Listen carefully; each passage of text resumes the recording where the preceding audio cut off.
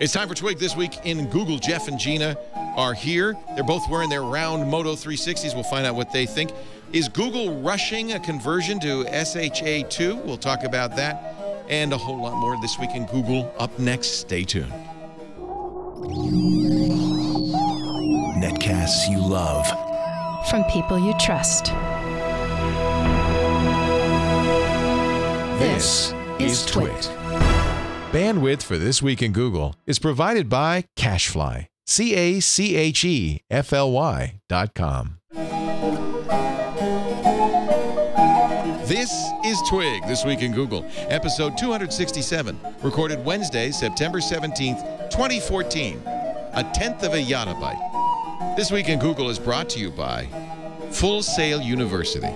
Full Sail offers both online and campus degree programs centered on real-world experience in the entertainment, media, and technology industries. For more information, visit fullsail.edu/twig. And by Personal Capital. With Personal Capital, you'll finally have your whole financial life in one place and get a clear view of everything you own. Best of all, it's free. To sign up, go to personalcapital.com/twig. And by Squarespace, the all-in-one platform that makes it fast and easy to create your own professional website or online portfolio. For a free 2-week trial and 10% off, go to squarespace.com and use the offer code TWIG.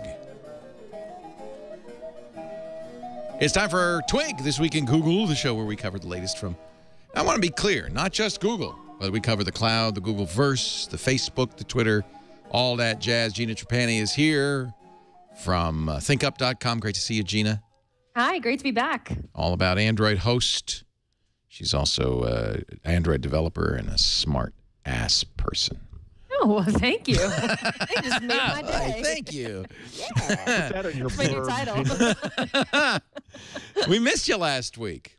Yeah, you know, last week was one of those weeks where having a baby and a startup and a spouse on a job hunt just all collapsed on me right at the moment where we were supposed to start the episode. So I apologize for missing, but I'm thrilled to be back. We had a big episode because we were talking about, somebody said, Leo, you're doing native content now on software. No, it's not native content, but we did talk a lot about the former IDNO, now known, and I love it, and I'll show you a little more about that. Jeff is also here. Jeff Jarvis, professor of journalism at CUNY, the City University of New York. He's also an author of books like What Would Google Do? And his latest, oh my God, when I said What Would Google Do? Chrome woke up and said, what? I'll do anything. What do you want? Huh? What? You said something? Were you talking to me? You talking to me? That's weird. And Private Parts and a blogger at buzzmachine.com. And I have a new book for wonks only coming out November 6th called Geeks Bearing Gifts, Imagining New Futures of News. Can't wait. Oh, believe me, you can wait. It's a metastasized white paper. It just grew and grew and grew until it was a book. I love the title, though. Yeah. Geeks Bearing Gifts. It's inspired by a former News Corp executive who was actually attacking me and said, beware geeks bearing gifts. So I said, no. Oh, I like it. You turned it around. Beware of geeks bearing gifts. Yeah, that's the old saying, Greeks bearing gift, the Trojan horse and all of that. Right. So we were talking about Known, which is a Posse solution. We had Kevin Marks on last week. This is part of the indie web, the notion that you should own your own content, that stuff should emerge from your site to the social networks. That's what Posse stands for. Post once, syndicate everywhere, I think is the idea. So I set up my Posse. At first I did it on With Gnome, but I actually downloaded the software, and I've got it running at leoville.net because at leoville.com I have my blog. So this is Known running, and it allows you to post in things like MP3 files, check-ins, text, blog-style articles, links, pictures. So this is pretty cool. Yeah, I mean, it's kind of like a Tumblr. I haven't got it all set up yet. I haven't got the federation to the social media working yet. Where just it's technical detail, not anything wrong with Known, but I like it. I went to the presentation of Matter VC when they presented here in New York yesterday, and six neat companies, very well done presentations, and Known was there. It's a bit odd. They like pivoted in one night to present entirely as a tool for education. I think they're bigger than that. I think that they well, they're looking, you know, they're looking for a niche they can fill effectively, and then expand beyond that. I think it's known is not the key story here. The idea is that you should. I feel like it's very old-fashioned now. Instead of posting on Twitter or Google Plus or on Facebook, you should post pictures are a good example. Put your pictures on your site, and then federate. And Known will let you do this to Flickr and Facebook and Twitter, and if you want. Unfortunately, because there's no right API for Google Plus, that's not one of that group, and that's a good reason for Google Plus to add that. Do you think they ever will, Gina? We got a little heated offline debate with Alan Tepper, who said, "Well, I use a program on WordPress that lets me post to Google Plus." Well, it does that illegally. Yeah, I mean, yeah, he said that Jetpack, which I use too on WordPress, yeah. Yeah, WordPress is kind of WordPress.com or Automatic's kind of you know, proprietary layer on top of WordPress. Post to Google Plus. Alan explained that it uses an app to do so. I'm not really sure. You know, I thought, well, they're just hacking the REST API, right? They're figuring out what endpoint, you know, Google itself posts to. You know, they're sort of using a hack. He said that they're using an app. I'm not really sure if that. I don't think that qualifies as a right API. The developers page still very clearly says that there is no right API for Google Plus, but there's clearly some sort of solution for a Jetpack kind of situation. Yeah, so I'd like to see Google Plus, you know, support a right API, but I don't know. All signs are indicating that Google may be sort of not pulling back, but not maybe pushing more aggressively Google Plus upon the folks who aren't using it. It seems like they're adding features and supporting it for the folks who are using it, and plenty of people are. But I don't think we're going to see a right API, not after all this time. Yeah. Which is disappointing. Yeah, it's a little bit disappointing. And I would think now that they're it's not a central part of their strategy. Maybe they could do that. Yeah, I mean, maybe Known could implement something similar to how Jetpack is doing it. I'm always reluctant to do that because those things are not guaranteed to work going forward. So, yeah, yeah. When you use a back door, you know, you can't be sure that back door won't be locked. I mean, at least Google could bless some paths in. Yeah. Apparently, you can post to Google Plus with Hootsuite, so maybe there's a legitimate way. I don't know. I mean, they're very clear. There is no right API. You cannot, in some third-party program, post to Google Plus. But if you create a Google app and then post to that, I'm not sure. I'm not exactly sure how it works. It doesn't seem exactly straightforward. Right. But anyway, to get back to Known, this looks really, really nice, and you like it, Leo. So you're going to be posting to your main instance. So this is like your Tumblr, except it syndicates everywhere. Yeah. And when you post, when you get it set up, which I haven't yet, because I'm self-hosting and I'm doing weird things, and it's just some little thing. I'll fix it. But when you post, as you post, there's buttons depending on the content to post to a federated social sites: Twitter, Facebook. If it's an image, Flickr. If it's audio, SoundCloud. You can highlight all or some of those, and then that post goes on your blog. The image is stored on your blog, but it sends it also out to these other places. This is not the first time this has ever happened in the world. It's not something brand new. But I've always said your content should exist on a site you control. And you don't control Twitter or Facebook or Google Plus. They control it. So now when you post to Known, can you also syndicate to your blog? Because you're differentiating between your Known site and your blog. Yes, you could. I haven't set it up, but I think there's a way to do it to WordPress as well. And, you know, I played with Tumblr. I said this to Ben and Aaron when they were here. I played with Tumblr before Tumblr. I used Tumblr. I love the idea of a quick posting mechanism. Yep. I just think it's, you know what? It's not going to change the world. It's one more way to encourage people to have their own personal website where their content is stored in their control. And just having had experience of not having that control encourages me to do that. I want to own my content. Yeah, absolutely. Yeah. Cool. Yeah. It's kind of silly. David Johnson's doing it on an Nginx server. I want to talk to you, David. Let's email me or something, leo@leoval.com, because that's the problem I'm having. Nginx is in between me and Apache, and I think it's causing problems with mod rewrite. Okay, just a little programming note. Moving on, Google's changing its tune on net neutrality. Remember, we were kind of up in arms when Google sided with Verizon in a briefing, I think it was to Congress, saying, net neutrality is all well and good for home internet service providers, but you shouldn't have net neutrality when it comes to mobile. 4 years later, they say maybe you should. What has changed? I think they finally just wised up. That we were mad. I remember when this happened. We were mad that Google. Oh, enraged. It was a devil's deal. Even I supposed that Google fanboy was having fits with them. That this was evil and awful. A lot of Google employees were quietly grumbling. But we knew then what was going to be the case, which is that the mobile web is the web. It's also odd because Google is a member of something called the American Legislative Exchange Council, and they oppose net neutrality rules. And people have said, you got to get out of that group. And Google isn't saying. So I feel like Google is like any big company nowadays that contributes to every political party just in case. It's too bad. Steve Gibson took. Go ahead.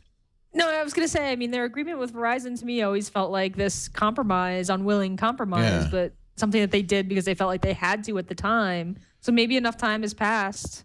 Now I'm being really optimistic, but enough time has passed that they're saying, hey, you know what? Not anymore.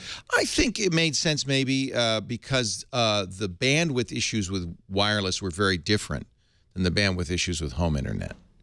And so maybe in that case, I don't know. Well, I think we were stretching. We played with that, right? And we were stretching. Yeah. I think this ranges around Google's corporate relationship with Verizon, full stop. And this was about them having to suck up to Verizon for other deals to get the phones in. Google's less, now Android is spread everywhere. The guy who handled the phone relationships is gone. So maybe they just changed. Yeah. Here's one that peeves me a bit. And Steve Gibson, too. Now, this is a little technical, so bear with me or watch yesterday's Security Now. When you go to a secure website, a website using SSL, its identity is verified using something called a certificate that is generated for them by a certificate authority. The certificate authority goes to some lengths to prove that they are who they say they are and then issues a certificate. They'll call them. There's all sorts of stuff. So when you have an HTTPS to Amazon or Google or someone else, that is secured by a certificate saying they are who they say they are. These certificates, about almost all of them, 9 out of 10 certificates, use an encryption algorithm called SHA-1. SHA-1 is not broken. It has not been hacked, but it's not using, I think, a long enough. I might not be right on this, but for some reason, it is computationally, as computers get faster and faster each year, more likely to be crackable. It isn't yet, but in sometime in the next few years, next 10 years, computers will become fast enough that SHA-1 is not going to be a secure way to encrypt. Microsoft says we're going to deprecate it in our browser, Internet Explorer, by 2017. So certificate authorities start using the more secure SHA-2 for your certificates. It's stronger and it's used and it's supported everywhere. Google has decided, in its infinite wisdom, to hurry this process. And starting just before Christmas, when you go to a website, and again, 93% of secure websites use SHA-1 certificates, you will start to get a successively severe warning in the Chrome browser. At first, you'll get a little orange triangle. Then you'll get no lock at all. Then you'll get a big X and a line drawn through HTTPS. Google says, we're declaring a slow motion emergency. Here are the 3 different logos. Before things get worse, nobody's taking this seriously. Now, what Steve pointed out is this is kind of heavy-handed nanny work from Google. First of all, Google uses SHA-1 in all of its certificates. It is a certificate authority and continues to use SHA-1. They're exempt from this because their certificates last only for 3 months, and they've decided that they will only do this for sites that certificates expire in 2017. So they've kind of cleverly loopholed their own Equally insecure if you say it's secure certificates out of this. Wait. They only show the insecure icon for certificates that expire in 2017? Yeah. So eventually it'll be 2016. It'll get more and more severe. And Microsoft has said we're going to only do it in 2017. In other words, the thought is, well, we're going to give time to certificate authorities to upgrade their so in order to implement this, I, as an HTTPS website, would have to go to my certifying authority, get a new certificate using SSH2, and install it. Right. And Google's saying you all have to do that in the next 3 months, or we're going to start penalizing you by showing that your site's insecure. It's not, by the way. It has not been cracked. It's just presumed that as computers get faster, it'll become easier to crack. And it's aggressive. It's very aggressive. Global Sign, which is a good cert authority that we use and others use, say this is insanely aggressive. We've got to reissue all of our certificates in the next 3 months. We're not prepared to do that. Google says, too bad, we're going to do it. Now, it's such a technical issue that I doubt you'll see much coverage of it anywhere. And I do encourage you to listen to Steve talk about it, because I think he does a good job, better than I, of explaining it. Eventually, what you'll get is that warning that says there is mixed content on this page. Some of it's secure, some of it's not. You've seen that. And the thing is, anybody using Chrome will get this. So prepare in 3 months to hear from your mom and your grandma and your sister and your brother and other technically literate people in your family and friends who will say, what's going on? Amazon, my site's not secure anymore. The sites I'm visiting aren't secure anymore. Why is the lock gone? It's not because it's not secure. It's because Google has decided in Chrome not to show the lock. I feel like this is more of the nanny state stuff from Google, like saying, hey, if you have HTTPS, you'll rank higher in our search. Well, I mean, SEO, Google's, the things that the Googlebot responds to better, in so many ways, people structure their markup and their sites, based, just because, they want to rank higher in Google search. It's kind of amazing, I think, how much Google really does affect how websites are built. And this is another way. And it feels to me they're wielding their muscle. And maybe this is not appropriate. Well, I mean, but in the name of security, after Heartbleed, I mean, we're at a weird time right now. It's different than Heartbleed. This is Steve's point, because Heartbleed is an actual flaw. Well, right. Heartbleed is an actual vulnerability, and this is not, right? But I think because Google's saying that the clock is ticking, and someone's going to crack this, and we know that. So why don't we just speed up the time and beat them, right? And that's what's with the 3-month timeline. Yeah. I mean, this is good for Google. It makes them look good. It makes them look like they're being proactive. It makes them look like they care about the web, whatever, all these things. But it really does put the onus on website administrators, myself included, to get this sorted a lot more quickly than maybe we would otherwise. And it does seem aggressive, but it's kind of in the name of security. Why else would they do this? Right. But they are flexing their muscles. We don't know. Well, that was one of the things the chat room thought yesterday, is maybe they know it's been cracked. Maybe they Bruce cracked it. Schneier posted a estimate by Jesse Walker on how much it would cost to forge one of these certificates using Amazon Web Service pricing and Moore's Law. $2 million in 2012, $700,000 in 2015, $173,000 in 2018, $43,000 in 2021. Based on these numbers, Schneier suggested an organized crime certificate would be able to forge a certificate in 2018. A university could do it in 2021. So, in other words, it's not imminent. It's not knocking at the door. Microsoft says 2017, we're going to start doing this on Internet Explorer, and all the certificate authorities said that's fine. That gives us time. We're going to do that by 2017. Now Google says no, 3 months. 2015, if it is 2015. Oh well. Interesting.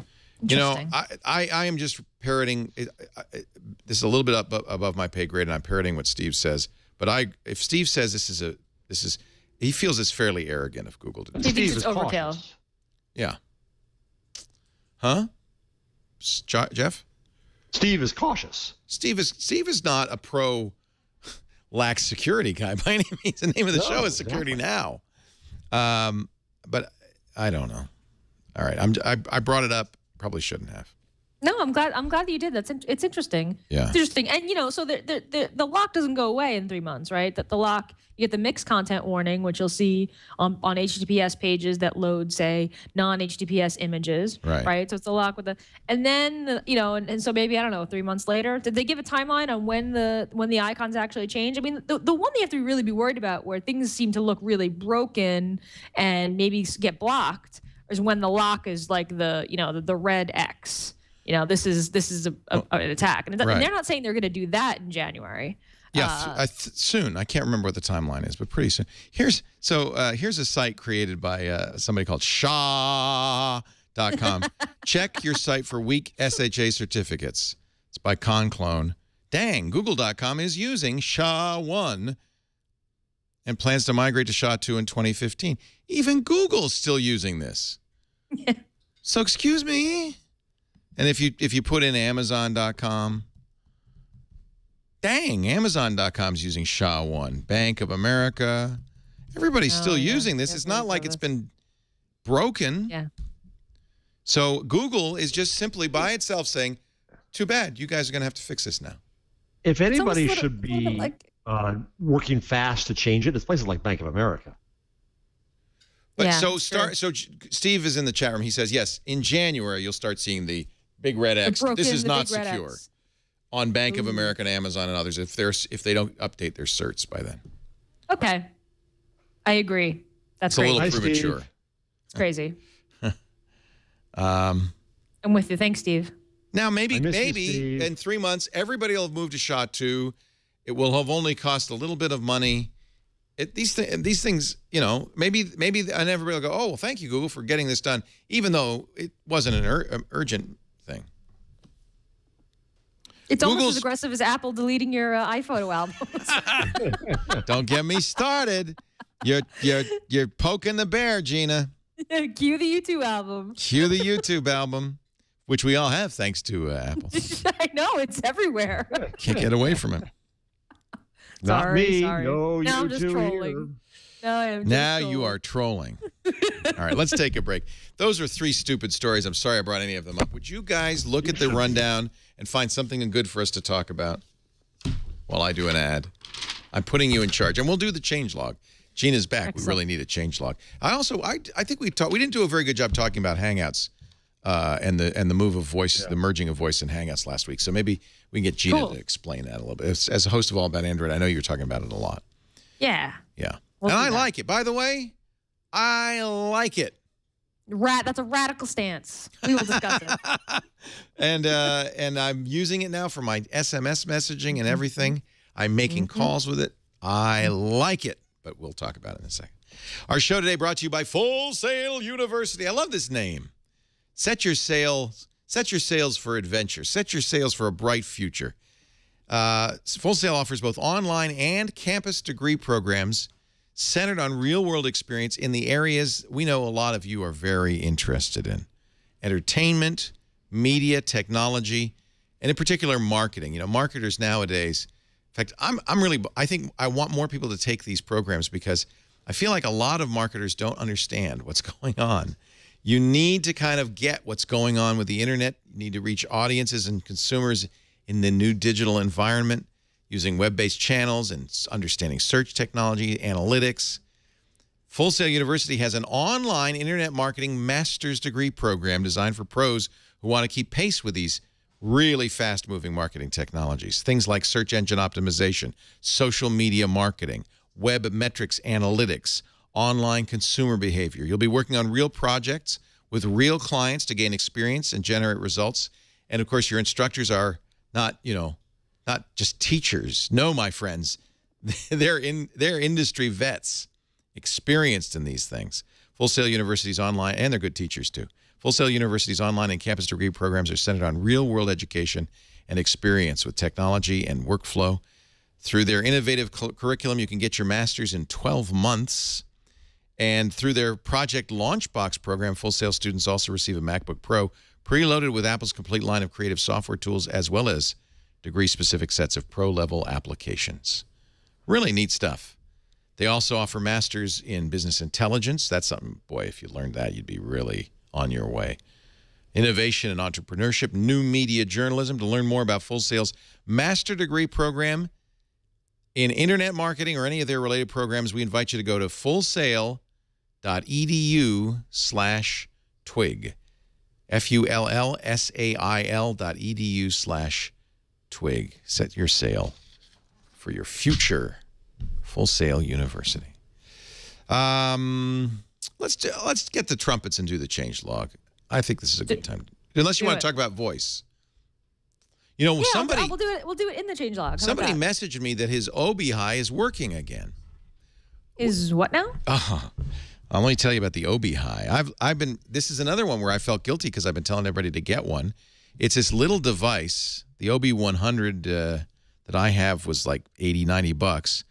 That essentially lets you use Google Voice to, you connect your regular home to the Obi device, which then you connect to the internet, and then you can use Google Voice for your phone number and your phone calls. Gotcha. So cool. And it's like $100. That's great. Yeah. So I had one, and then we were all very afraid that it would stop working. Because Google had told everybody, no, we're not going to use XMPP anymore. XMPP, yeah. And you can't. And and the good news is with the move to Hangouts, it works again. Oh, so, sweet. Very good news. I had mine in a drawer. So if you want a home line that uses your internet, has a regular phone number, you make calls in and out. It's using Google Voice, so it's free into the U.S. and Canada, and it's very inexpensive globally.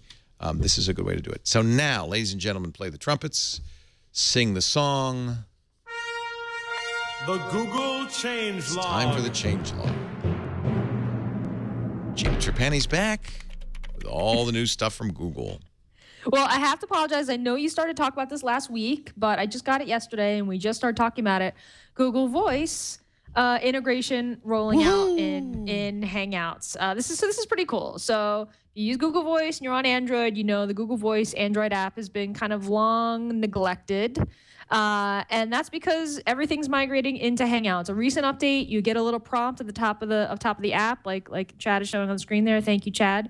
Saying, hey, do you want to migrate Google Voice to Hangouts? That means that you'll receive your voicemail and be able to send text messages in Hangouts. So you have the option, no, don't do it, not now, and turn it on. I turned it on because I have this Moto 360 on my wrist here, and I want to be able to respond to text messages through voice. And you can't do that through Google Voice, but you can do that through Hangouts. So turn it on, Gina. So turn what on? My 360? No. So you're advising. I turned it on right away, advising. And yes, I like it.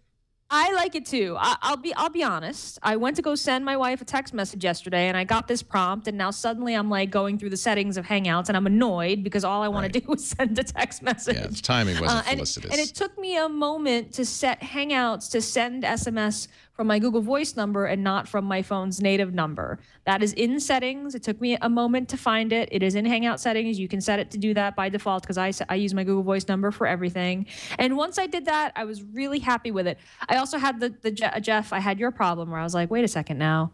Which one of these conversations are SMS conversations and which one of them are Hangout chat conversations? I managed to sort of unmerge those. And so once I sort of just got used to the Hangouts interface, I was really happy with it. Now, the thing that you should know, though, one thing that I do a lot in my browser, I use Google Voice in my web browser a lot. I have the tab open. I send text messages from it. Once I made this switch, I went to my Google Voice inbox on the web, and I couldn't send text messages from it anymore. You have to use the Hangouts app on your desktop. So that was also a little disconcerting with all change. There's a little bit of like, wait, what my old way doesn't work. But now you can send texts from your desktop.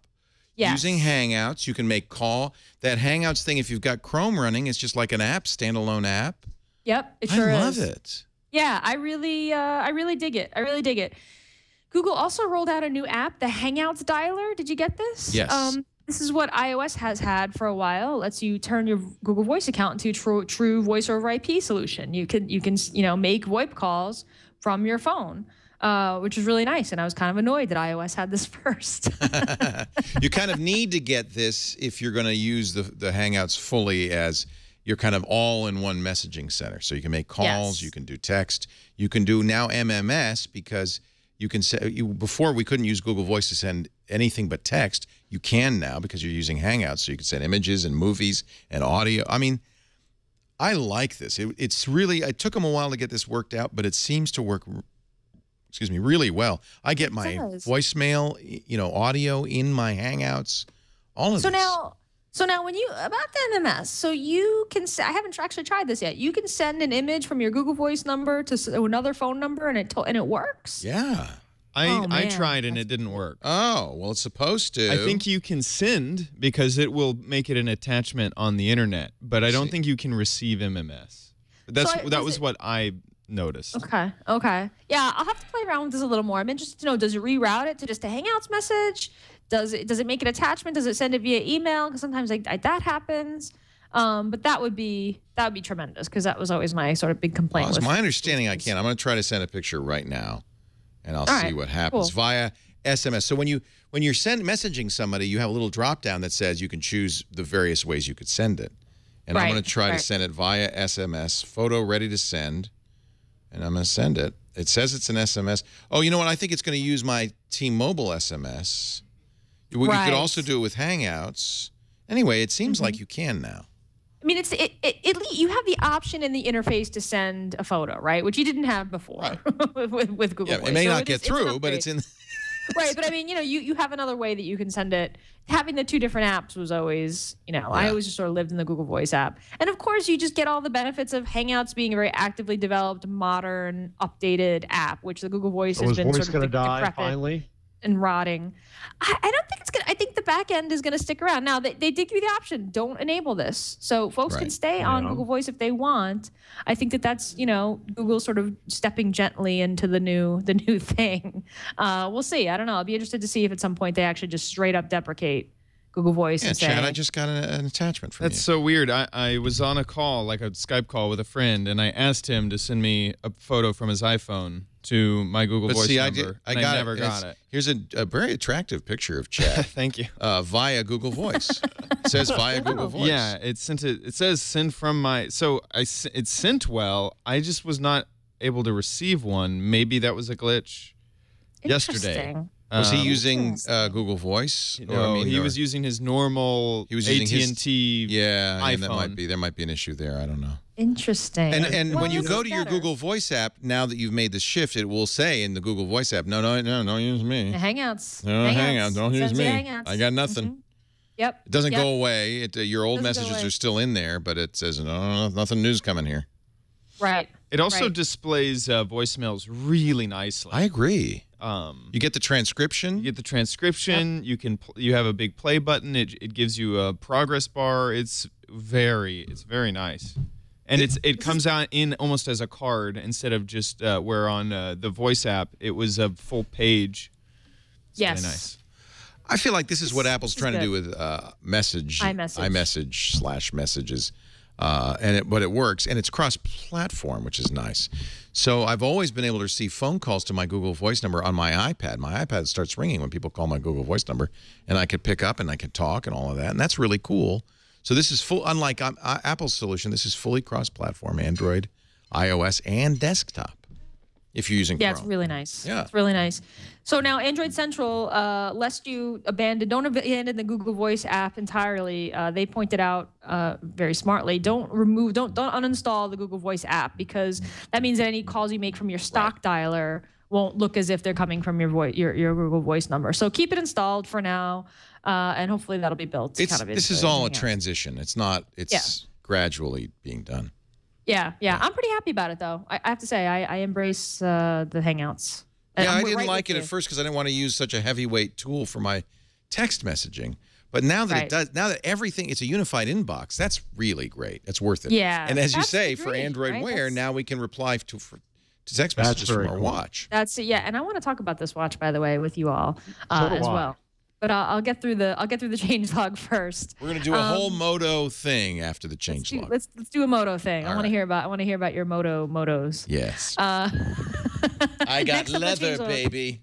Ooh, I can't want to wait. see. Cognac. I want to see. ever stylish, Leo. So you remember that demo we saw at Google I/O where they were running Android apps in Chrome OS? That is happening for everybody. So we got 4 Android apps now available to run on Chrome OS. Duolingo, which is a great app. Love it. Evernote, SiteWords, and Vine are all available in the Chrome Web Store for Chrome OS users. Okay, so have you installed this is Jeff. I installed the Evernote, and it's great. I mean, it works now. That was because I complained before. I stopped using Evernote because it wasn't native on Chrome, and so when my computer died, which is very rare on my Chromebook, but when it did, I lost the material because it wasn't saved to the cloud. Now it does save locally, which is very important, and that means that other applications will do the same thing, and that's a big deal.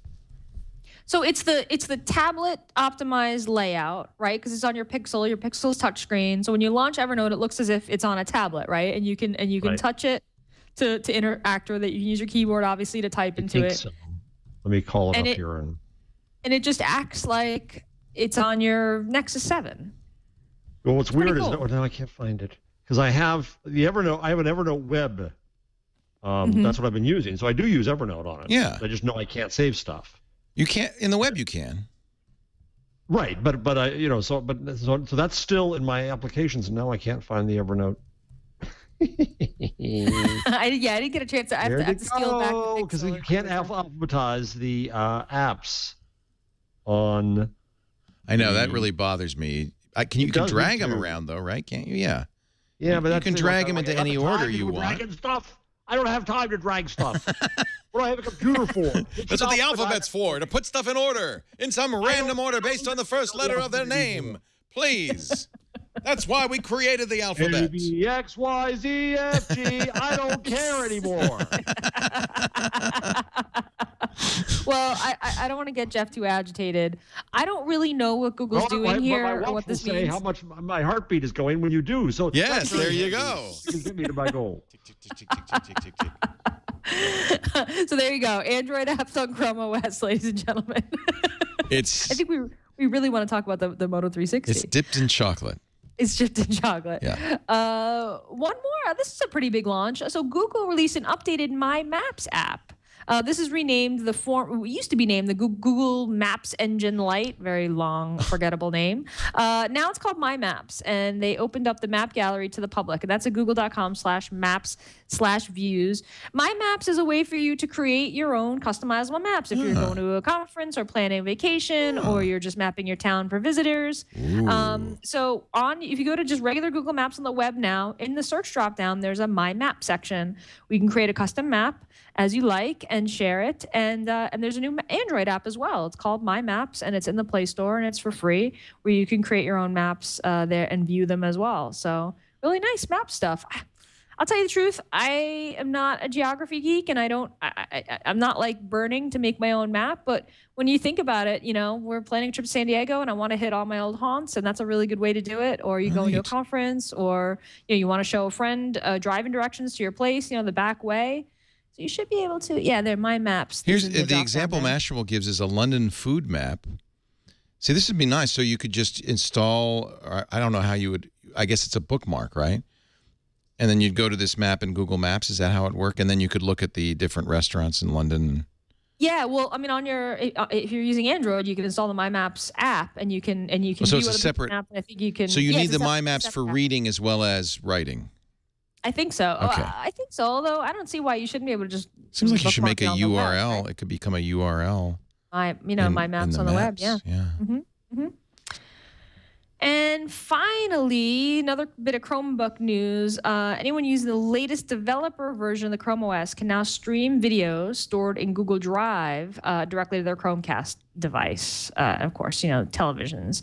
So, Jeff, if you've got the dev channel... known as televisions. What's that? For you kids out there, we used to call them TV sets. Televisions. TV right. set. Go turn on the TV set, Joey. Is that set still on? I was watching the movie Avalon the other day. Barry, what's his name?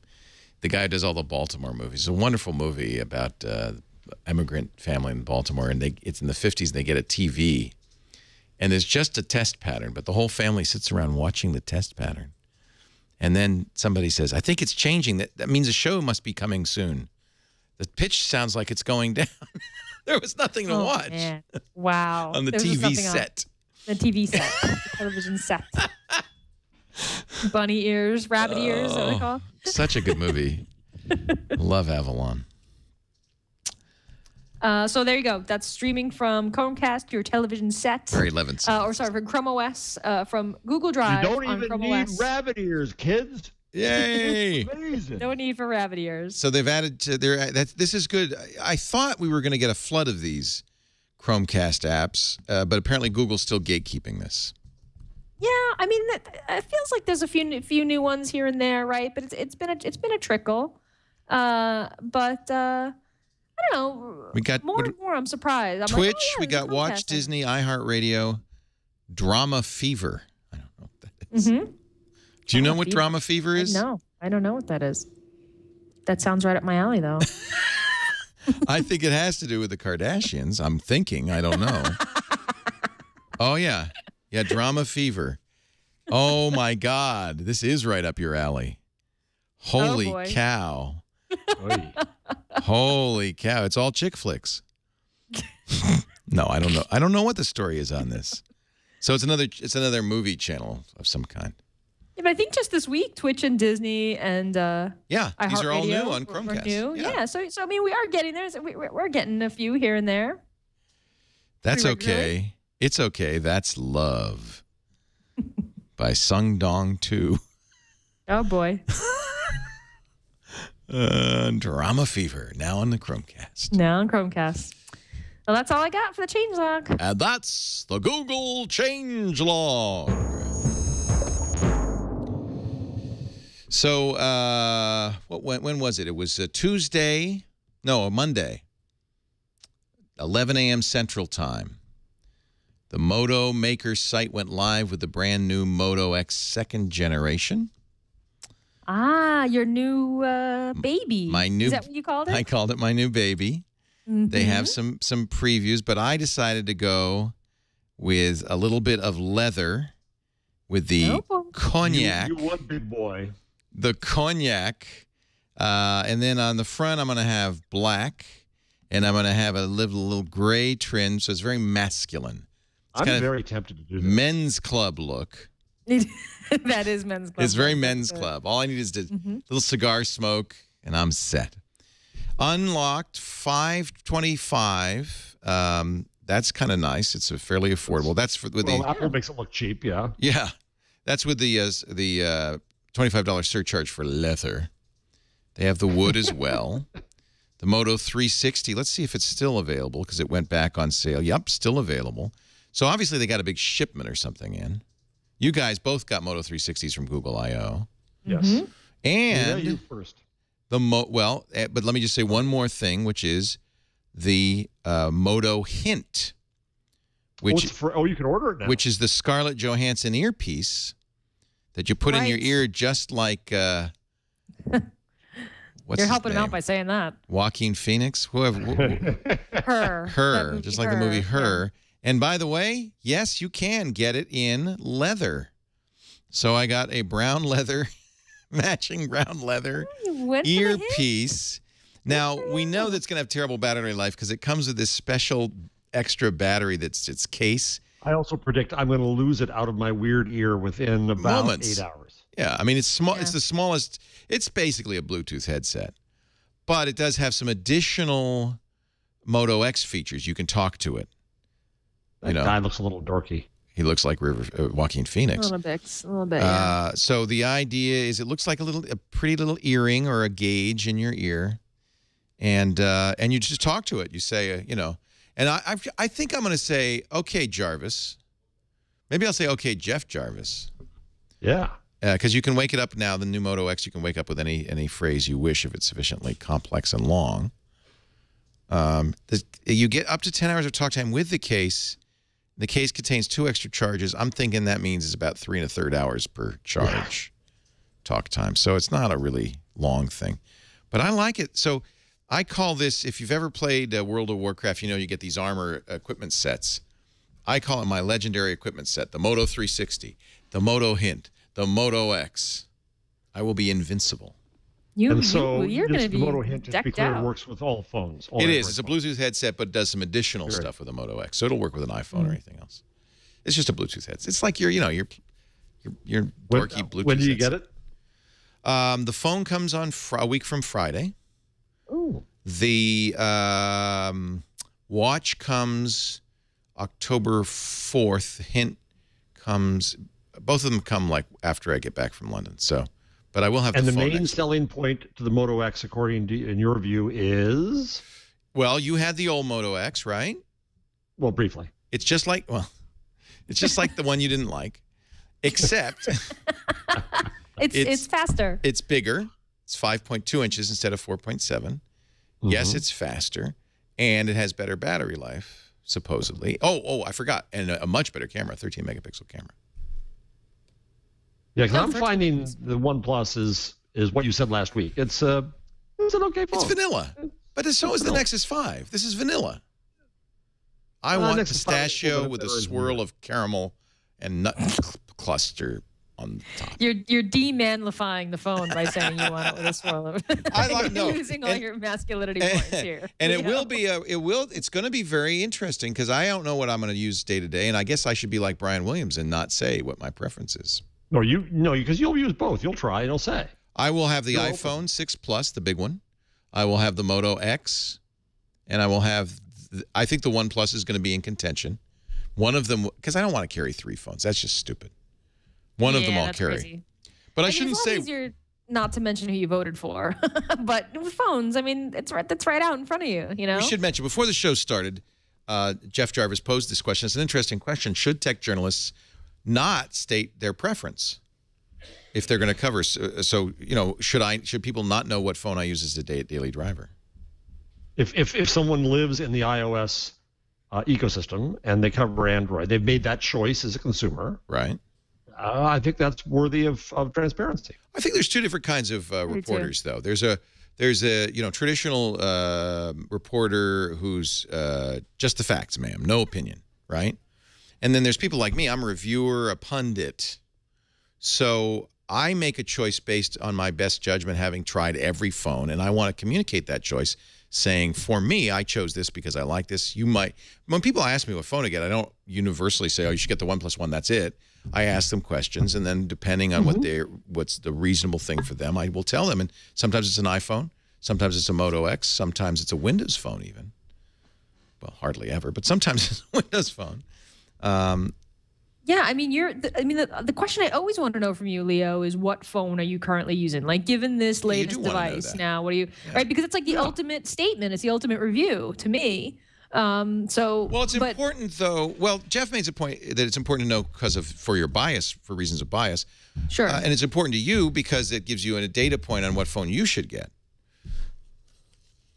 Yeah, absolutely. I mean, I see friends of mine who've always been iOS. A friend of mine I was just talking to before I started the show said, I upgraded to iOS 8 and I sent this message to my wife and I can't wait for her to write me back because I want to see what it's like to reply to a message, right from the home screen. You should be able to do that.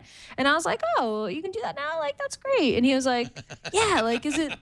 And I was like, yeah, that's good for you. Like, and I was like, look, I don't want to be a jerk, but like, good for you. And he's like, oh, Android has like 3 versions ago, but it's okay. Like, enjoy it, But it's this sense of like revelation, about that like when folks gush who have been iOS only kind of gush about iOS features. I'm not trying to take away from Apple. In a lot of ways, they do these things really more thoughtfully or maybe more designed. I will totally admit to that. But it is, when people are cutting out paper sizes of the i6 Plus, it's like these phones exist. You don't have to cut cardboard out. Like, there are phones that are this size. Isn't that funny? Everybody was doing that, making cardboard dummies of you're right, Gina. I've had 3 colleagues in the office where I've said, this is the size of the iPhone 6. Oh, really? Can I touch it? Yeah. Yeah. our OnePlus One is almost exactly the same size. Yeah. Right. Well, I went to a conference this week, and I went to the XO conference festival, and when I would go to iOS people and be like, meet the size of your new phone, like they would just be like, oh, I know what that's like. Utterly sort of horrified and interested. Suddenly, everybody wanted to hold my phone and stick it in their pocket and see how it would work. So that was like my favorite way to troll iPhone users. But so it's interesting to me to know, you've never actually really lived with Android, because if you did, this wouldn't be such a huge revelation. But now I'm being, I guess now I'm really trolling. But I'm the all about Android host, by the way, FYI. But you made the shift. We all have made the shift, some sooner than later, from iPhone. Anybody who had sense bought an iPhone in 2007. There was nothing like it. Yep. And, absolutely. And we stayed with it. I got the first Android phone, tried it for a while, thought, this isn't it. Wasn't ready. No, the G1 was a disaster, right? Horrible. I was excited about it, but disappointed. And then at some point, differing points for each of us, but at some point there was a crossover point where the Android phone actually started to beat the iPhone. In respects that we cared about. For me, it was screen size and keyboard. Right.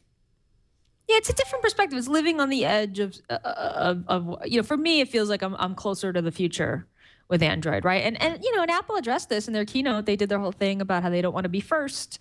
They want to be best. Yeah, that's fine. Even if that takes a long time. That's kind of BS. That's cool. I watched the Charlie Rose interview with Tim Cook yesterday, and it was very self-serving.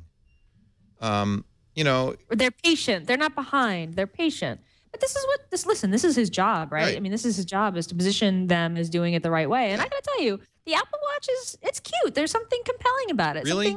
Something interestingly and compelling about it. Yeah, I would say so. Just from aesthetics wise. I was like, that looks hip to me. That looks pretty hip. I like the Milanese bracelet. It's got the best bands of any watch on the market today. Yeah, and I say that wearing the ugliest white rubber band you've ever seen on my Android. So you both got Moto 360s. Did you like it? Do you like them? Gina, you first. Wait a minute. Stop. We'll do an ad. Don't say anything. All right. Okay. There are reviews of the Moto 360 coming up. The first round smartwatch. And in fact, it's a surprise. Apple did not make one round. We thought, Apple's going to make it round. Round's better. It really surprised me. Yeah. It looks like a little square gold pillow on your wrist. Like a little Barbie pillow.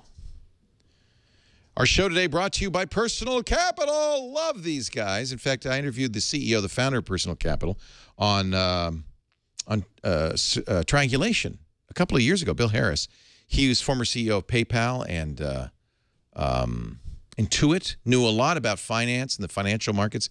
And he told me at the time he was starting this thing up. I joined it, and I'm so glad I did because it's fantastic. The idea is we all need to plan for our future. Our investments are going to, believe me, it ain't going to be Social Security. Our investments are going to keep us alive when we retire. It's so important to plan for that.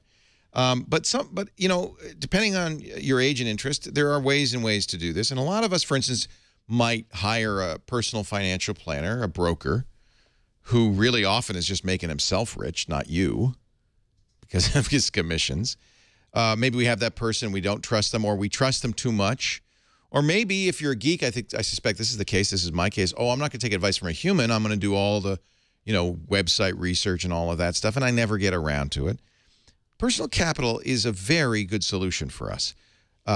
It will automatically, you put in all your stuff, it'll tell you where you stand. It'll tell you if your assets are allocated properly. It'll give you calculators that let you know how you're doing. It helps you make smarter financial decisions. You see everything in one place. If you want advice, they have a team of objective advisors who are not paid on commission. They're certified financial planners who will help you. But they also have all sorts of automated stuff so that you can see exactly what you're doing. One of the most important things I found out is something called rebalancing your portfolio. As you make investments, you're supposed to, depending on your age, make investments in equities, bonds, international, national, in various proportions. The problem is if one sector does really well, then you're suddenly unbalanced. And you're supposed to every quarter go in and make sure that your investments are properly apportioned. And if one sector is growing a lot, reinvest that. It's a simple concept, something very few people do. This will help you do it automatically. Little things like that. There are now 500,000 people using Personal Capital. They're managing more than, what was it? It was a huge number, $1 billion in revenue. This is a great solution. $100 billion. Wow. They have it on Apple. They have it on Android. They have it at Amazon tablets. Of course, there's a web interface as well, and it's free. So there's no reason not to do it. Go to personalcapital.com/twig. And at the very least, get your stuff in there and get an idea. They also have, which is really nice, an Android Wear app. Their Android app talks to Android Wear and will give you alerts. You can set alerts and say, hey, I want to know how the market's doing, if it does this much or whatever. Just a neat idea. I love it. Personalcapital.com. We spend so much time talking about health, health things from our watches and health. What about your financial health? That deserves a little attention, too. If you do the right thing with your personal health, you might live long enough. You need something for your old age. Personalcapital.com/twig. And we thank them so much for their support of This Week in Google. So I borrowed Jason's Moto 360 for a few days, so I have an experience of it. But I'd love to know, you guys have had it for a week now. Mm-hmm. Do you like it? Yeah, well, I mean, speaking of disclosing biases, so the only other smartwatch I've ever had is the LG G Watch. Yeah, everybody got this at Google I/O. Right. I've never had a Pebble. I haven't had the Gear Live or anything. And I like the G Watch. I felt like the start of something. But this watch I like a lot. It's a watch that I want to wear. It's pretty. It doesn't feel like a nerd watch. It's much better looking. Yeah. Aesthetically, I think it's way better. It feels a lot more like a watch. It doesn't draw as many weird looks. The charger is much better and easier. It's much more attractive and shows the time. It's wireless. Doesn't have pogo plugs. You just rest the watch sideways in it, and it becomes, if you wish, a bedside clock. Yeah, and it's quite nice. I like it. Yeah, I thought that the flat tire design was really going to bug me. I don't even see it. Nope. I don't even see it. Maybe that means that I'm a terrible person. I don't have any aesthetic taste. It really doesn't bother me. I love the round face. This one's got a heart monitor, which the G Watch didn't have. And I was saying to Jason last night and all about Android. I don't know that it's working quite the way that it should. Like I had a speaking engagement. I spoke at a conference this weekend, and I was really, really nervous. And by 11 a.m., I got the bing, you've reached your heart activity goal for the day. Yeah. Is that a nice feeling? And I was like, yeah. Is that because I'm really nervous or because this thing is defective? Am I defective or is the watch defective? Not sure yet. But I downloaded the Motorola Connect app and I'm now using the Moto heart rate monitor. I guess this was better. using the built-in one. Yeah. But yeah, I really, really like it. I mean, especially this weekend, like I said, I was traveling, and Google Now really, in my opinion, is at its best when you're traveling because you get time at home and places of interest and, where your photo spots nearby and time to check in. You better leave the airport now. And I loved all of that. And I used it, and I got text messages because I wasn't looking at my phone. I was talking to people. I got text messages from home. Hey, the baby's going to bed in an hour. You want to talk to her?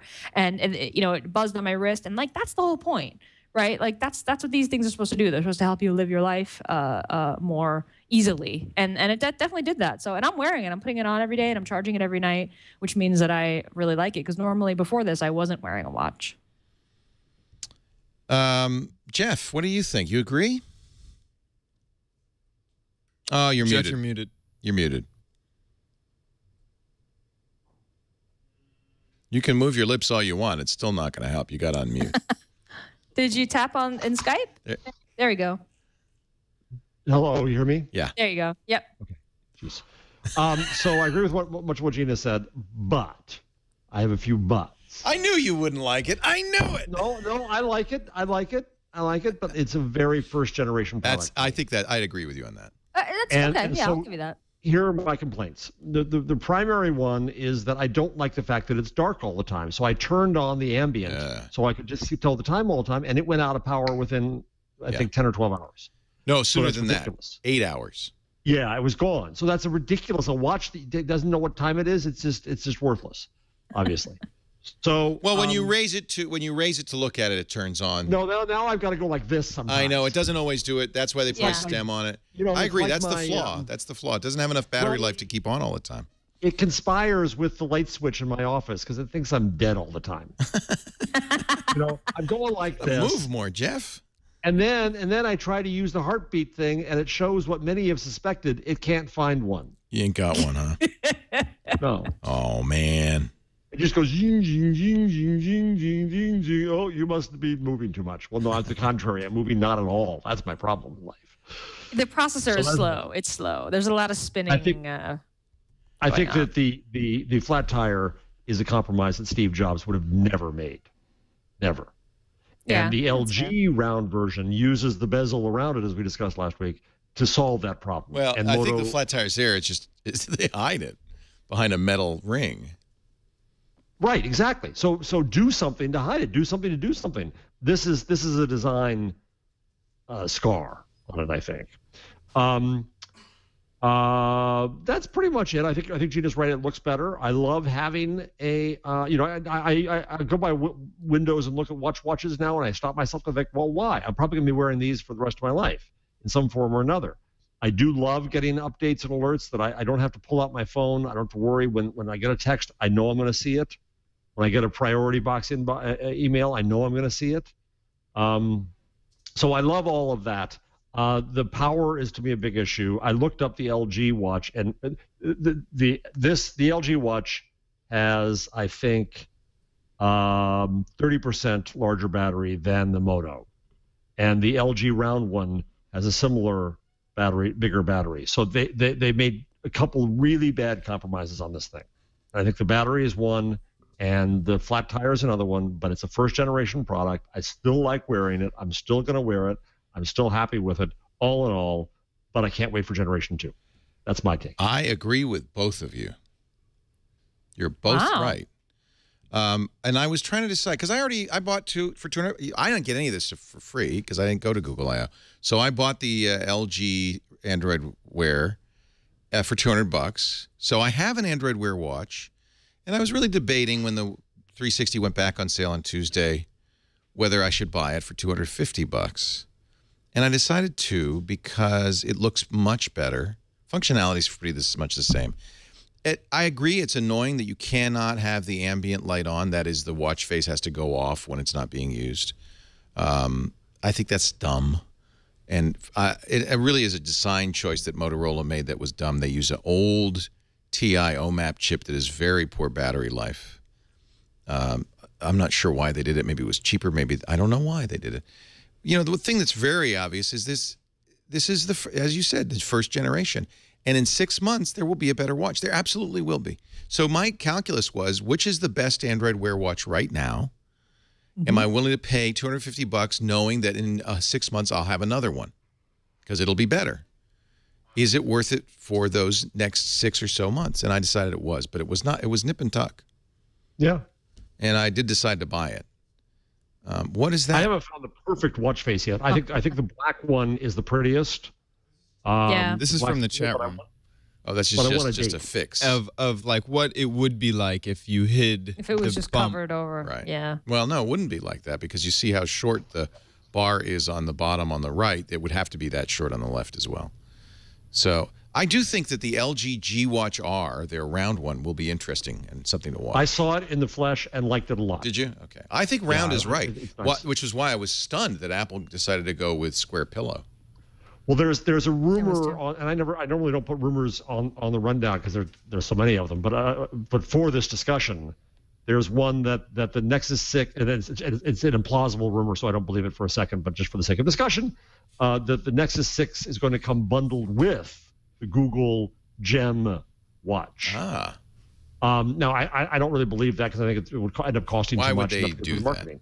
Unless Google really wanted to foster the watch market, because somebody's got to jumpstart it. Right? And if Google, because the patent for the Gem watch has things like a trackpad on the what do you call it, band?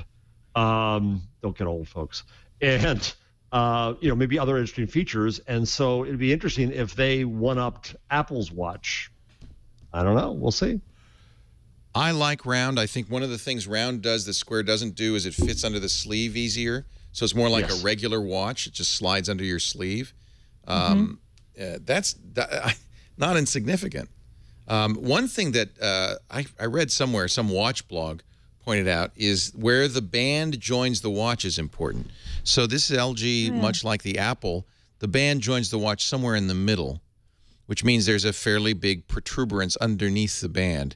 But look at yours, guys. The watch band joins it at the very bottom of the watch. Right. So that means all of the thickness of the watch is above your wrist, above the band. And that is subtle, but I think that's a huge difference.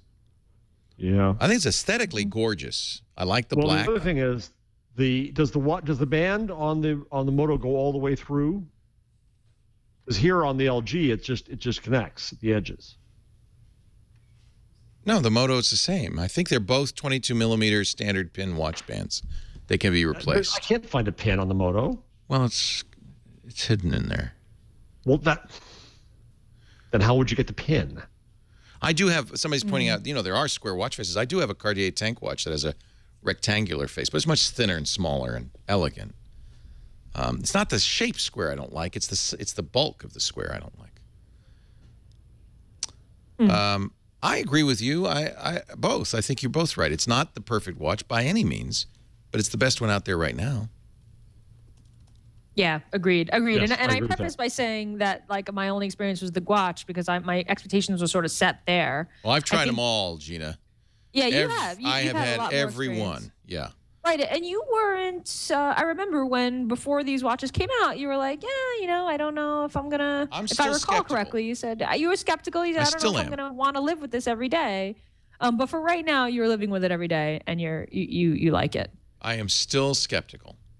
I don't think even Apple has solved the conundrum of how do you make the user interface on this something functional. In fact, I think Google's right to make it simpler. Apple's made it more complex. Which is an interesting turnaround, huh? And they've got not one but two buttons on a little. I don't want to. Gina, let me ask you this.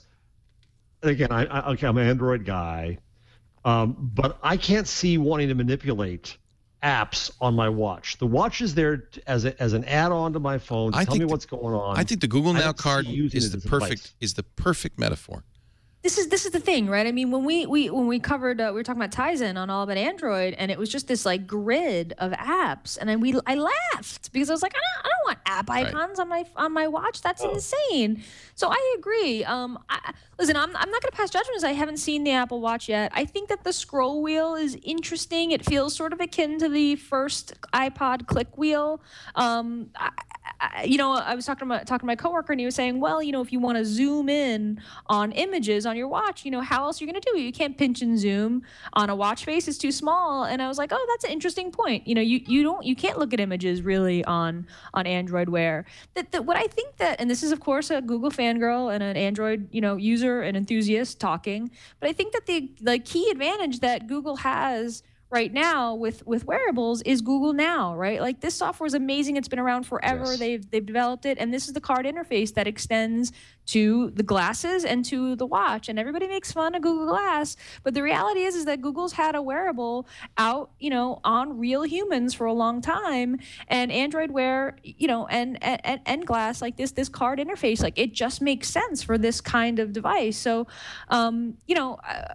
Apple, I don't know what the Apple experience is going to be like. Apple is still a grid of icons, right? Like their iOS is a grid weird of icons. Honeycomb of icons, I guess. Honeycomb of icons. Very strange. How's that going to work? I don't know. I still don't think that like apps should be the entry points into activities, right? Like we have apps. It's just that you put the app on the phone, and then there is an Android Wear extension. Yeah, but going to the app is a pain. I hardly ever do it. I don't either. Yeah, it's cute that I can show a compass. No, I use the cards. That's what I use. Yeah, I use the cards. I think we should send Apple this software called HyperCard to remind them. I start the Baby Time app a lot because my daughter just wants to play with this thing. So I lock it with this app called Baby Time so she can swipe and do whatever without ordering food or calling China or whatever. But this is really the only app I take the time to really launch. Otherwise, I just use my regular push notifications from my phone, which is great, and then. And I guess just voice search. I guess sometimes I say, show me my steps or show me my heart rate. Here's the iFixit teardown of the... there's the way where there was a pin. You're right, there's a pin. Yeah. You need a little tool. Yeah. See, I'm a watch guy. I have many watches, some very expensive watches. I love watches. And so I don't even mind buying these watches. I think this is an interesting expression of what a watch is. I don't think we're anywhere near where they could be, and it may not even be the right form factor for whatever it is we're looking for. But of everything I've seen and used, the one that I would actually wear all the time is the Moto 360. Because it's attractive. Yeah. And, and I think Android Wear is pretty close. and in 6 months, it will be better. And there's a lot of evolution. We're talking the G1 of watches. Yeah, no, it's true. When you think of it that way, it's yeah. And Android One phones are out, and we're going to get one. $100. These are in India only right now. This is the cheap version. I'm eager to play with one too. The phone for the next 5 billion, Google says. Cheap for Americans, right? Yeah, actually, $100 is not cheap. So. Therein lies the rub. But yeah. But this is a fantastic initiative, and I'm excited about it. But I have to keep reminding myself that $100 in India is a small fortune. Updates from Google, so you will be able to run the latest version of Android. There's enough power there. And they're subsidizing those download costs, aren't they? Yeah, up to 200 megs of new apps every month. That's a smart. This is probably a loss leader for Google to get into these markets. I think it's great. 7 local languages, offline YouTube playback. I think that's kind of interesting. This is what Microsoft was going to do with its Lumia X series, which was also Android-based. The idea being, look, you make something really cheap that people can dip a toe into your services water, so they get used to your services and start using them and eventually become full-time customers. So we're going to get one. I think Jason asked if we could get one on your show last night, and somebody responded. Somebody from India is going to send us one. Oh, really? Great. Oh, wow. That was from the call out on AAA. Yeah. Excellent. Yeah, he awesome. said somebody responded. Right on. Yay. Twit magic. Yeah, well, that's how we got 1+1s. That's how we got the Firefox phone. It's got amazing audience. Great audience, and we really appreciate it because I think it's for a long time I just really fled the notion of being the gadget guy. I didn't want to be the gadget guy. I want to cover computing, but that's where computing is happening. This is the cutting edge of computing now. Is in your pocket, easy. Not desktops but it's also, and laptops aren't even interesting anymore. They're the same old. Right, but legitimate to the show, it's happening because there is the cloud. Yes, the cloud is huge. That's where the computing's happening. Absolutely. Just a connection to that. That's it. Everything's in the cloud. That's where it is, with all the good and bad that comes with that. The cloud was inevitable, I thought. I've been thinking about it, and the cloud is inevitable. As soon as you have more than one device, you need the cloud. Exactly. The cloud has to exist. If there were not a cloud, we would have had to invent one. Black leather hint out of stock. Are you getting one? Yeah, wow. Bluetooth headset purchases during the twig. Wow. I've been excited about the Moto X. I am really you can wave your hand over it because it has infrared sensors and it can you always love that phone. I love that little Moto X. I thought that was great, and I think they've solved the 2 issues I had with it, which were screen size and resolution and camera. So I can't wait. No, that's great. That's great. So for moving on, I have something that's actually kind of recent news. The last, let me look at my Moto X when it comes back on. Half an hour. Chad, I sent you an email, the document itself, where it's on SlideShare and Twitter. Robert Thompson, who's the chief executive of News Corp, which is Rupert Murdoch's company, just sent or just released a scathingly cynical letter to the EU against Google. And if I can give you a few of the excerpts here. The company has evolved from a wonderfully feisty, creative Silicon Valley startup to a vast, powerful, and often unaccountable bureaucracy, which is sometimes contemptuous of intellectual property and routinely configures its search results in a manner that is far from objective. This is News Corp talking. Wow. News Corp. Okay, let's just keep that in mind. This is the New York friggin' Post. Where was the next one? Damn it, I looked for all the quotes so I could read them out.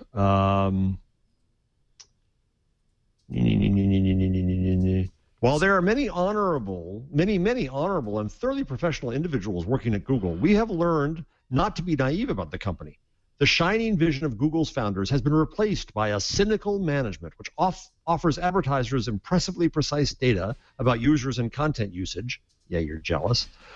But has been a platform for piracy. What? And the spread of malicious networks. What? All the while driving more traffic and online advertising dollars to Google. This is insane. It is absolutely insane. Platform for piracy. What are they talking about? Oh, because this is I've watched Murdoch and his minions all scream that you can get his movies. Is it so? This is Rupert talking, kind of. Well, of course it is. Of course it is. It's through the mouthpiece of Robert Thompson.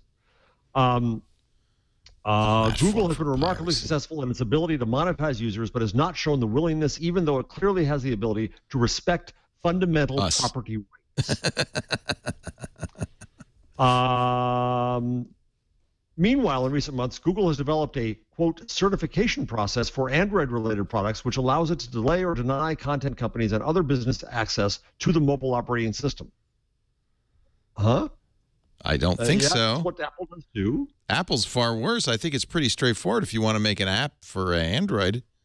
How long does that approval process take? Right.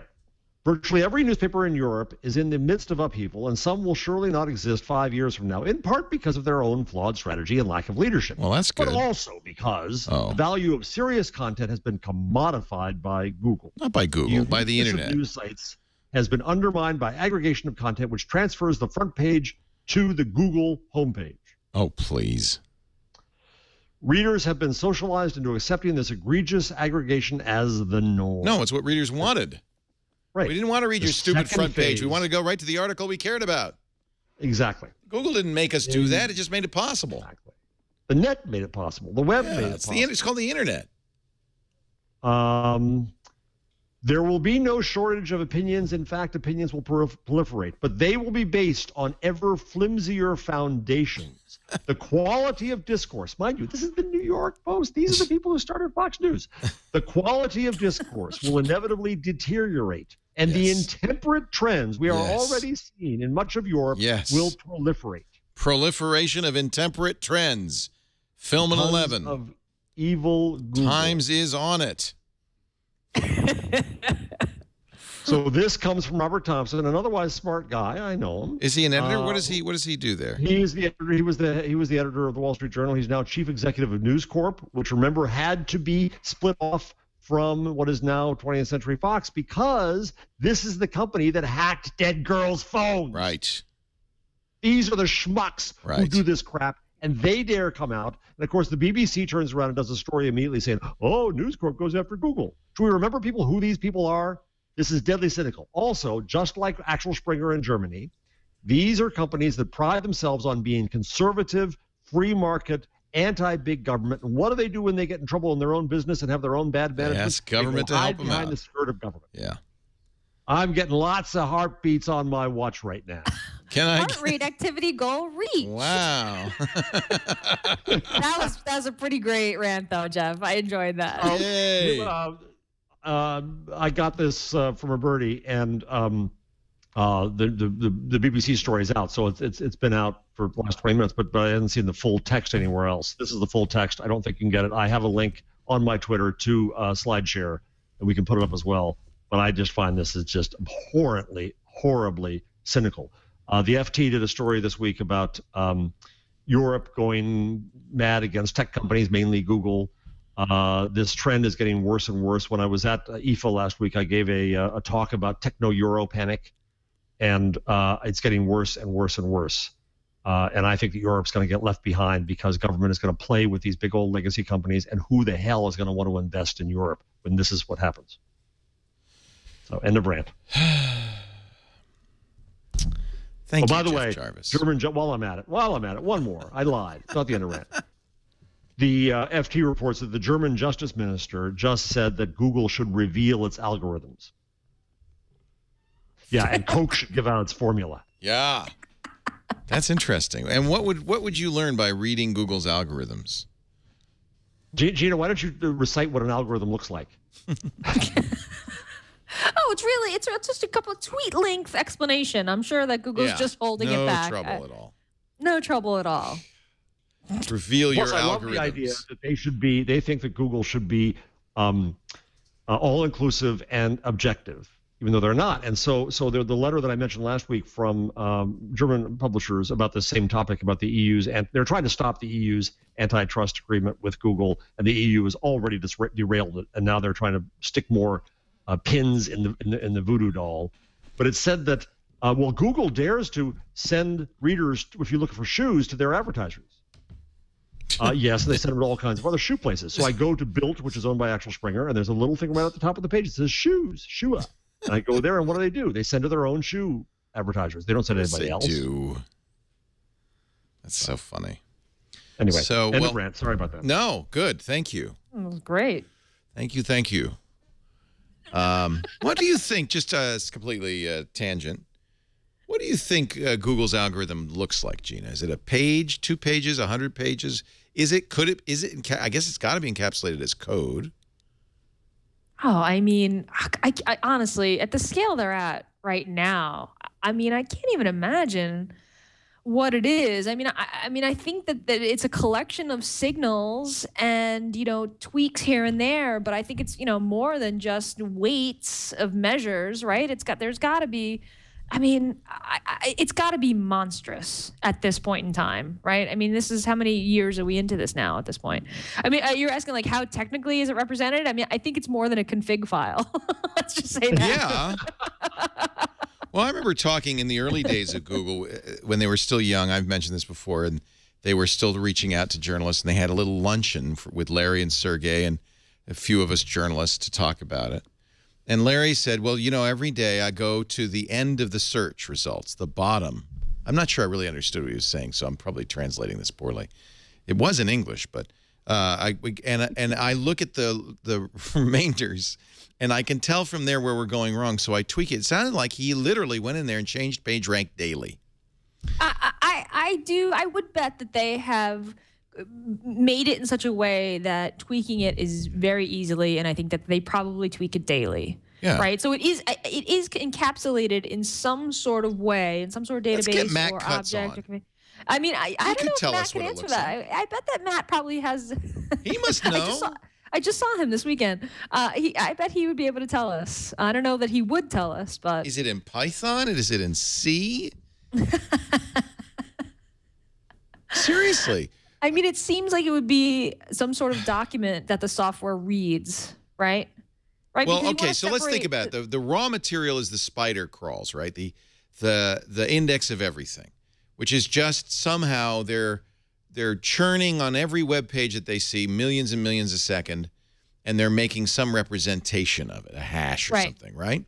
Right. And then, and it's probably fairly abstract. It includes keywords. I don't know what it includes. Knowledge graph objects, keywords, it's pretty abstract. Relationships. Yes, yeah. And it's probably a database, right?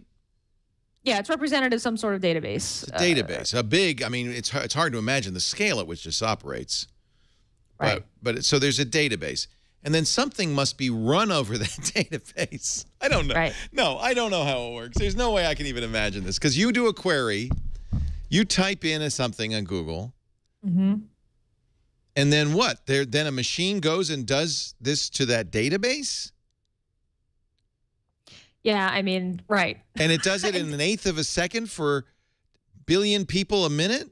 And it's personalized to you now, so it also is looking at your context. Yeah. The signals it uses are not just the signals about content. Can we do a special with Matt Cutts? That'd be amazing. And didn't they just publish something recently that said that the amount of energy it takes to do one Google search is like the amount of time it takes your body to do like 10 heartbeats? Right. I don't know if I'm paraphrasing this incorrectly. It's a lot. But it's less than you would have thought, right? Like, wasn't there that whole scare at some point, like, oh, all the CPU and energy that Google uses to run one search is equal to, like they're killing the world, and actually they're not. I mean, this stuff is super mature and very, very fast and super cached and just so responsive at this point. That's why, this is at a scale that no one else is doing it. No one other than the people who work on this at Google truly get how this is. I doubt any individual at Google truly gets it. You're probably right. And Leo, it's even bigger than that. It's not that it waits for your query. It's giving you back good results while you type it. I can't. It's running a search on every keystroke. I'm having this is a dream. This isn't real. This is impossible. I'm in a vat somewhere connected to a bunch of tubes, and I made this whole thing up because, and we never even question it. No. It's impossible. Let's just be sure, rest assured that there are a few people at Google at least laughing their rear ends off right now, listening to us trying to figure it out. I want to do a special, how Google works. You don't have to reveal any proprietary information. I don't need to know, the secret sauce. Right, just like a high level. Broad strokes. You could say how Alta Vista worked. I guess it's kind of like that, only bigger. It's a scaling problem, but it's a scaling problem that's hard to even imagine. Yeah, it is. It is. There is a page somebody sent me, how search works from algorithms to answers inside Google search. Are you ready?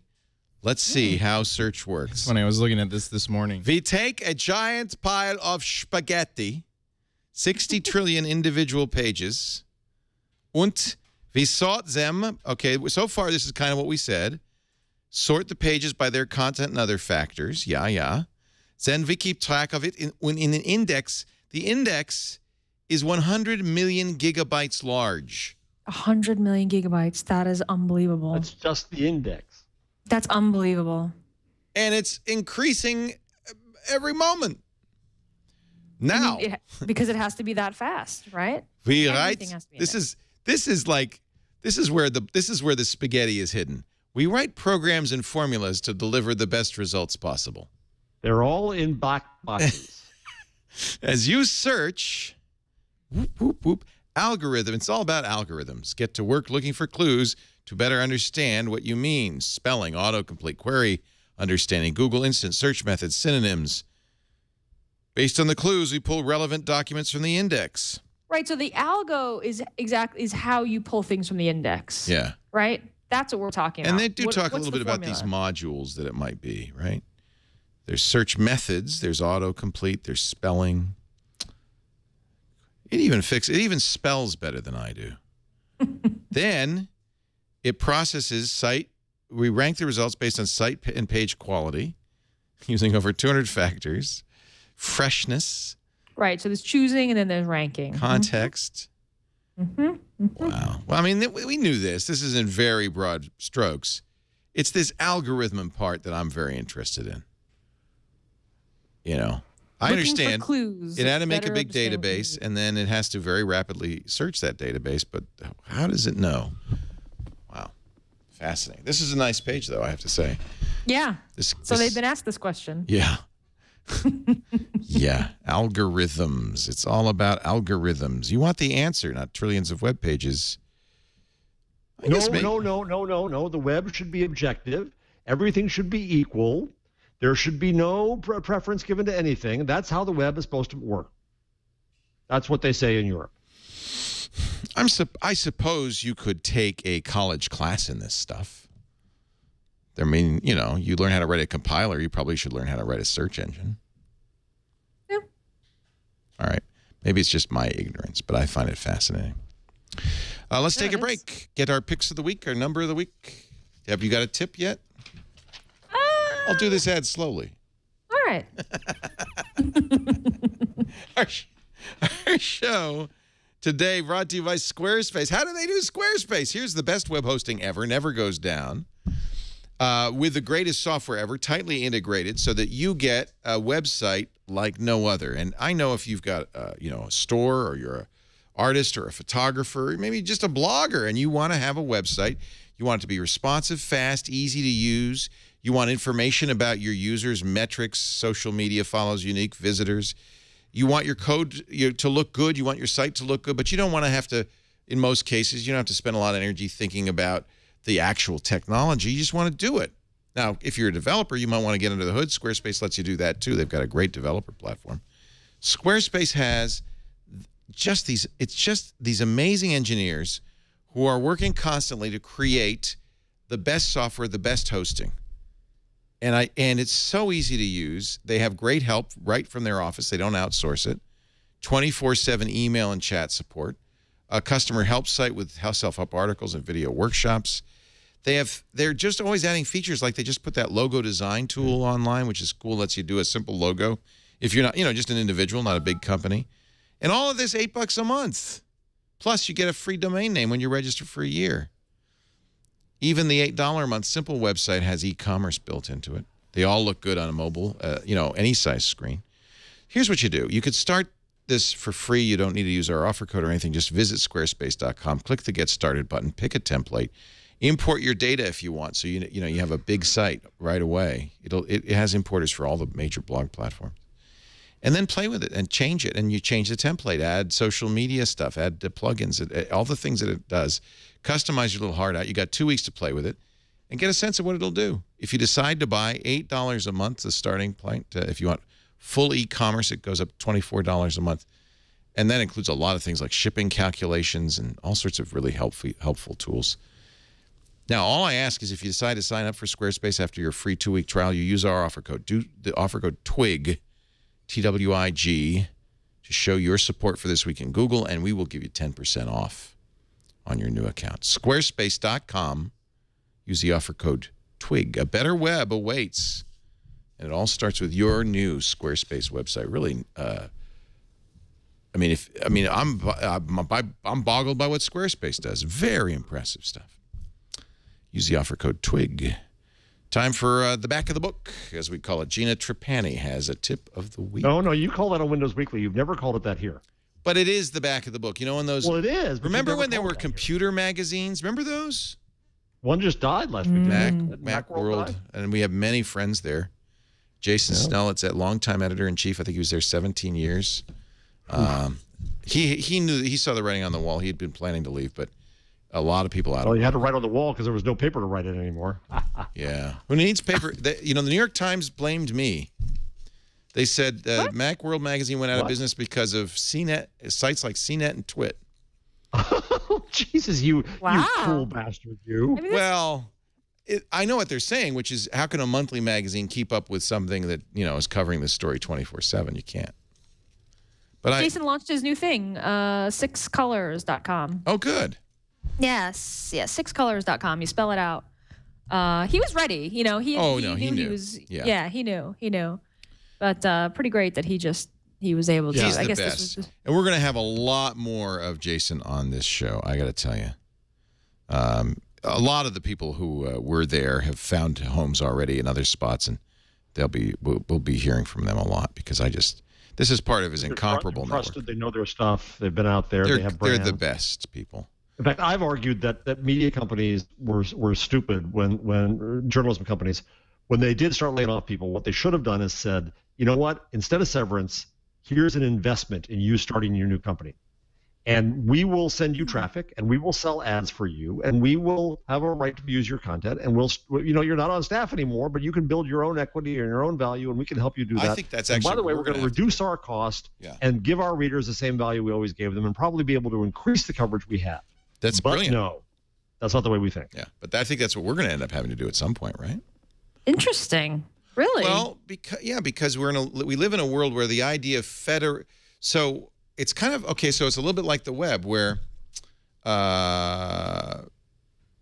it's kind of the old media notion that you have a company that has a bunch of people who work at that company creating editorial. What everybody wants their own thing now. That's what I did. I created my own thing, and so while what I'm building feels like an old school media empire, it's not going to, in the long run, make sense. Chad doesn't want to stay here forever. He wants to, ideally, anybody Chad, no, don't leave. Anybody who works here wants to have his own thing. I'm not putting words in your mouth, Chad, but employee XYZ wants to ultimately have his own thing. So somehow we're going to have to figure that out, because I don't want to be a Mac world. Right. I mean, yeah, the way I put it is, especially in our industry where starting your own thing is so sort of heroicized. You know what I mean? I think it's great for people to start their own companies. I don't think it's totally for everyone, but there is a sort of, in our industry, there is a sort of there is a push for that. You know what I mean? There's an expectation. Oh yeah. And I don't think that's a bad thing. Well, in a way, that's what we do with you and Gina. I mean, you and Jeff, you guys have your own thing. We're just one thing that you do in your own thing. Yep. So that's how we've solved that with contributors. One of the ways we've solved that. No, you're a platform, and I think that what I argue is that vertical corporations and industries get replaced by ecosystems, and ecosystems are made up of 3 layers: platforms, entrepreneurial effort, and then networks to bring them to critical mass. Well, we're a platform then. I'll choose platform. I'll take platform for 600, Alex. Once, if I make my own show, and Chad makes his own show, and Gina makes 5 shows because she's got so much more energy than the rest of us, and they appear on the Twitch network, and so what do? As a network, you can bring traffic to them, you can sell ads for them. Right. You're both on the platform layer and on the network layer, I think. I need to consult with you, Jeff, because that's what we're trying to figure out right now. I would love to talk about that. I think that is the model. And my work in New Jersey, and what we now call the New Jersey model, is we have 50 sites, large, gigantic, and tiny, profit and not-for-profit, all kinds of different focuses, and they now share content and with embeddable content, and they work together, and I'm about to try to get some ad networks together, and that's where I think media go. I think the ecosystem model, and I'll be writing about that in my new, incredibly boring, but I had to do it for my work, a metastasized white paper called Geeks and Gifts, out November 6th. Publish your Paris, Jeff. Free on the web, because when I attack paywalls, people say, I can sell it. No, I'll put it free on the web too, on Medium. And people will say, oh, you put it on Medium. I'll put it somewhere else too. I'll deal with most complaints. But anyway, we'll talk. What was I'm sorry, Gina's tip of the week? Yeah. And just to be clear, I really don't have that much energy, but thank you, Dr. Mom. Everyone assumed that I do. She's a mother now. She's like the rest of us. Yeah. I was dead asleep by 8 o'clock the other night. Oh, that feels good though, doesn't it? I put the baby down and then I put myself down. Best thing in the world. Go to bed at 8. Oh, you just gotta have that night, right? And the next day I felt like Superwoman. Yep. That only happens every couple months though. So all right. So my tip this week is this is pretty cool. A new Chrome for Android search feature answers questions as you type. This kind of dovetails nicely from our discussion about how searches work and how fast they are. So this is in the beta build of Chrome for Android, and it's a flag. I didn't even realize that Chrome for Android, of course, has that flags. You do the Chrome : / flags, and you can enable. It's called Answers and Suggest. And when you do, as you start to type a query in Android, Chrome for Android, it answers the question. So here in the screenshot, you see someone is typing, what year did Amazon start, and it's actually showing the answer, July 5th, 1994. That makes me feel old. Right there in the suggest. That's kind of what you want on mobile, though. You don't want to type any more than you absolutely have to. And you absolutely have to. That's right. So yeah, pretty neat. This is an experimental feature. You have to turn it on. It's disabled by default. It's only in the Chrome beta for Android, but pretty neat if you want to try it out. Why not in the desktop too? Yeah, it should be in the desktop, right? Yeah. It seems like we're gonna be all seeing the stable channel someday. I bet. I like it. Yeah. Jeffrey, do you have a number? Oh yeah. Let's see. I had a few. Well, I got numbers. This is actually last week's story we didn't talk about it, but I'm so amused by it, I thought I'd bring it up this week because I didn't know how long the guy stayed in there. That a Google worker lived in a camper on campus for 54 weeks. I love this story. I think it's just the greatest thing because he can get food, he gets showers, he gets everything he needs. Why do you even bother having a camper? Can't he sleep under his desk? No, he lived in a camper. But then another guy, this is a BBC story from last week, but it's rewritten by Fox News. Fox News, the people who are going after Google, writing about Google. So the funny thing about the camper, they must have known he was there. They did. The guards came by kind of once and then said, they don't care. And they said, okay. And they don't care. There's another guy who lived there for 2 to 3 years, said a human resources staffer at Google. And the point, I think he, divorced or something like that. And so at the end of those 2 to 3 years, was able to buy a house. I saved so much, I bought a house. Well, but it's also a commentary on the ridiculous cost of living in that part of the world. I mean, it's just terrible. I was talking to somebody who's going to move to California, and I said, go to Petaluma. What are you going to do? Although it's gotten expensive even here now.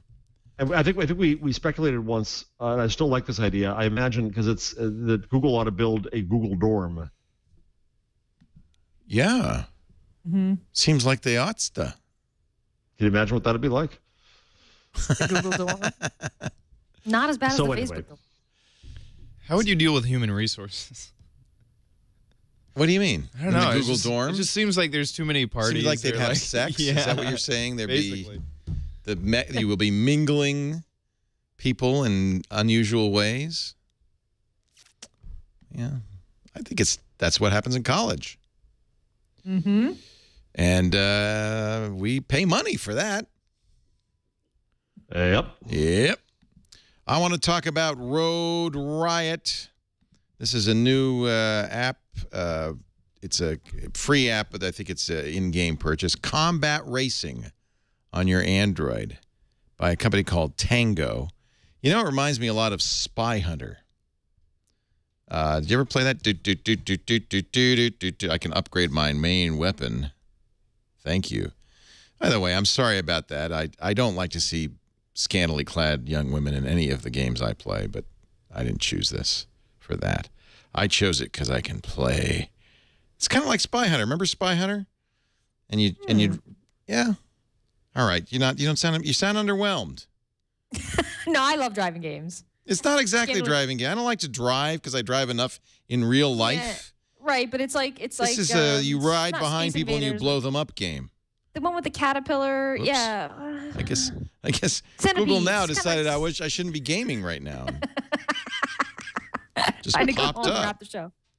Guess we're gonna just end that one right there. It's free, in-app purchases, lots of fun, action shooter.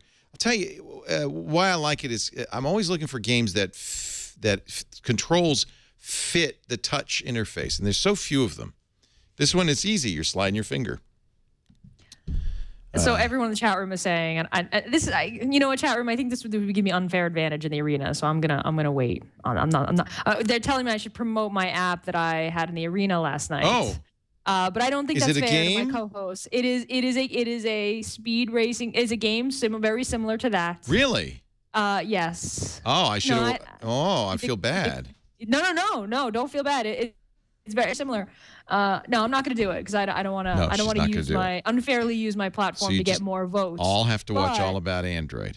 Yeah, you should watch All About Android, and you should vote on the current arena that's going on because I think I have a really good shot. Let's just say that. It's fun, isn't it? Yeah, it's a lot of fun. I love the arena. I love those kinds of games. It's a similar game where you start driving down the street and shooting and collecting coins. Yeah. And it's a game you can play for 5 seconds or 5 minutes, and that's what you want on a mobile device. Something you just kind of, it's a throwaway thing. Hey, I hope you've enjoyed this edition of This Week in Google. Jeff Jarvis is here. He's from the City University of New York, where he teaches journalism to some very lucky young people. You can also read his stuff at buzzmachine.com on Medium, and his books and his new white paper due soon, Geeks Bearing Gifts. Where will we get that? The wonderful guys at OR Press will have ways to get it up online. We're publishing it in the CUNY Journalism Press. I'm telling you, it's for journal walks, but it's about new relationships, new forms, and new models for news. I'll plug it again when it's out, and I'll put it all up for free on Medium as well. All right, as it goes. And Gina Trapani, who is a great host on. You didn't mention that your road game had kitties in it. There's kittens. There's kittens, cars, and guns. Okay. Oh, and some now really great I want art. to See, play it. now that's it. I put it out there. See, everybody in the chat room thinks I'm spineless. They said I should. We didn't say the name. I didn't say the name. I'm not going to say the name, but there are kittens. That's all I'm going to say. You can watch her every Tuesday, 5 p.m. Pacific, 8 p.m. Eastern, All About Android. Great show if you're an Android user. Must watch with Jason Howell, Ron Richards, and Gina Trapani. And, of course, every Wednesday right here on This Week in Google. And her business and her paid job is thinkup.com, where you can analytics for humans. And you can now get your free ThinkUp trial just by going to thinkup.com. Yes, thank you. And I spoke at XOXO this weekend at my talk. Did? I did, and the talk is going to go on YouTube. It's not up yet. When it is up, I'll certainly let you know. It was very personal talk. It was about 9/11 and about my career and about being afraid to die. It was very, very personal, and I really was nervous about it. And I think it went really well. But it was fit that audience. That's a great event. That's awesome. I highly recommend. So I'll let you know when that's up on YouTube. That's awesome. We do this show every Wednesday, 1 p.m. Pacific, 4 p.m. Eastern Time, 2000 UTC on twit.tv. I would like it if you watch live. We appreciate the chat room. It's always lots of fun. We love you, chat room. Yes, but if you can't watch live, we make on-demand versions available, audio and video after the fact, on our network, twit.tv/twig, but also on all the podcast apps like iTunes and everything. And Dogcatcher, Instacast, Pocket Cast, all that stuff. So make sure you subscribe. That way you'll get it each week. Thanks for joining us. We'll see you next time on This Week at Google. Bye.